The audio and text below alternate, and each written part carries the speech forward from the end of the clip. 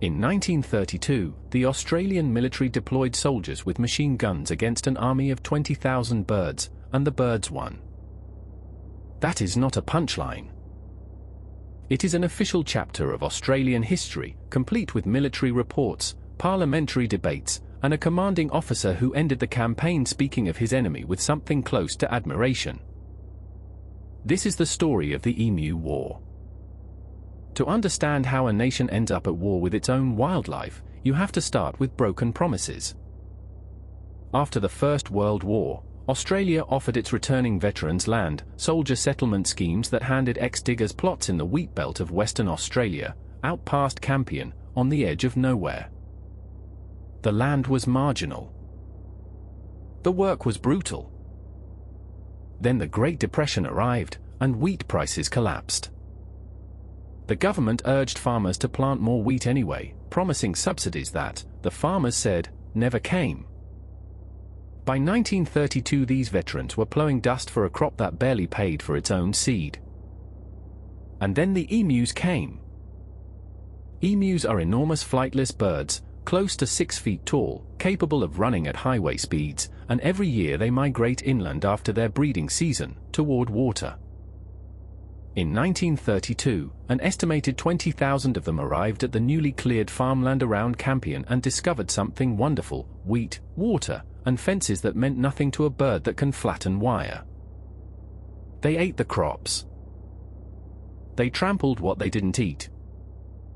The holes they tore in the fences let rabbits pour through to finish the job. The farmers, many of them trained soldiers, asked the government for help. Specifically, they asked for machine guns. And here is the first astonishing thing: the government said yes. The Minister of Defence approved the deployment. Major GPW Meredith of the Royal Australian Artillery was dispatched with 2 soldiers, 2 Lewis guns, light machine guns from the Great War, and 10,000 rounds of ammunition.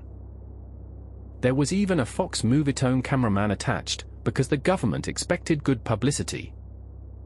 The campaign began in early November 1932. It went wrong almost immediately. The first engagement, near Campion, targeted a group of about 50 emus. The birds were out of effective range, so beaters tried to herd them toward the guns.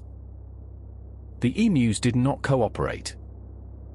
They scattered into small groups and ran in every direction. A handful were killed, the rest simply outran the operation. Days later, Meredith set an ambush at a local dam where around 1,000 emus were approaching. This time the range was perfect. The gunners waited until the birds were close, opened fire, and the Lewis gun jammed after roughly a dozen kills. The flock evaporated before the gun could be cleared. Meredith then tried mounting a gun on a truck, cavalry style. The ground was so rough the truck couldn't catch the birds, and the gunner was too busy hanging on to fire a shot. Reports from the field began to sound less like pest control and more like dispatches from a losing front. Observers noted the emus seemed to adopt tactics: the birds moved in loose groups, and each group appeared to have a sentinel, a big bird that watched while the others fed and screeched a warning at the first sign of the trucks. An ornithologist would later say the emus had rendered the machine gun useless with guerrilla dispersal. By the end of the first week, roughly 2,500 rounds had been fired for a body count in the low hundreds at best. Accounts differ, and Meredith's own numbers were disputed in Parliament. The press had gotten hold of the story, and Australia was laughing. So was the rest of the world. In the House of Representatives, a member asked whether a medal would be struck for this war, and another reportedly replied that any medals belonged to the emus, who had won every round so far. Within days, the government withdrew the guns. Here is the turn.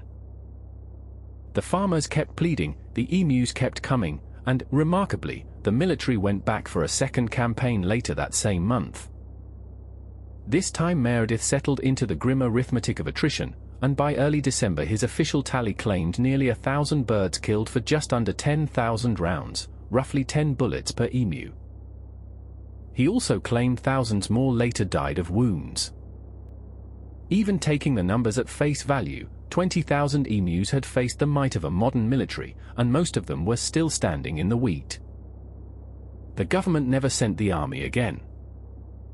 Meredith's own report contained the line that immortalized the campaign. He said that if there were a military division with the bullet-carrying capacity of these birds, it could face any army in the world, comparing their toughness to tanks.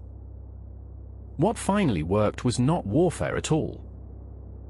Western Australia expanded its bounty system, paying farmers per beak. Local shooters, working their own land with rifles and patience, killed more emus in 6 months than the military campaign had managed with machine guns. And in the decades that followed, the state built something far more effective than any gun, over 1,000 kilometers of emu-proof barrier fencing.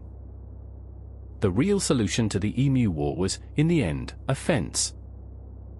There is a comic version of this story, and it is genuinely funny: a modern army, jammed guns, victorious birds. But sit with it a moment longer and it turns into something else. The emu war is what happens when a government sends soldiers to fix a policy failure, broken settlement promises, a collapsed wheat market, desperate veterans who had already given the country their war. The machine guns were never really aimed at the birds, they were a substitute for the subsidies that never arrived. Australia has never officially declared the emu war over. The emus, for their part, are still out there, millions of them, protected now, wandering the same red country they have crossed since before humans arrived. Which raises the question the comments section always argues about: in the entire recorded history of warfare, is this the only campaign ever lost to an enemy that never knew it was fighting?